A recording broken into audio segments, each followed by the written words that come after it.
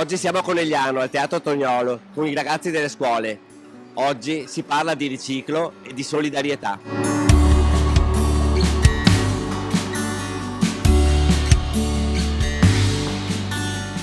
Abbiamo raccolto per ogni classe abbastanza olio, ogni bambino ha portato un po' di olio. Savno è anche questo, è raccolta differenziata, è investimento sull'ambiente oggi, ma soprattutto domani, perché dobbiamo preservare quello che abbiamo ricevuto dai nostri padri per lasciarlo, speriamo, anche migliore ai nostri figli. Vorremmo fare qualcosa per gli altri che ne hanno bisogno.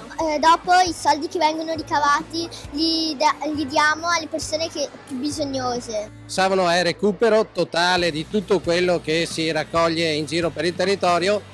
Savno è anche comunicazione e oggi sono anche così contento, ma soprattutto orgoglioso che presentiamo questo nuovo robottino, questo androide, per il momento lo chiamiamo Savi, che servirà per attirare ulteriormente l'attenzione dei ragazzi e comunicare in maniera innovativa. E anche Savno, forse la prima, anzi sono convinto la prima in Italia, si è lanciata in questo mondo in modo tale da non perdere nessuna occasione per comunicare ai ragazzi quella che è la miglior strategia sia nel recupero dei rifiuti ma soprattutto nel rispetto dell'ambiente.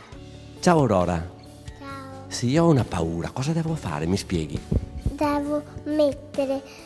Prendiamo una scatola, prendiamo dei disegni, li ritagliamo, poi li appiccichiamo, facciamo una taglietta, li mettiamo dentro, dopo si distruggono in pezzettini, filetti di carta e dopo non abbiamo più paura. Tutti i nostri impegni, e sono diversi ormai, partono dai ragazzini, dalle scuole dell'infanzia fino alla scuola secondaria.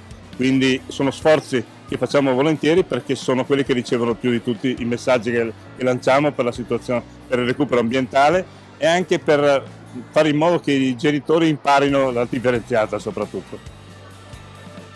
Diego, ma tu avevi una paura, cosa hai scritto nel foglietto? Ho disegnato. E cosa hai disegnato? Ho disegnato un cobra con sopra un pipistrello a testa in giù.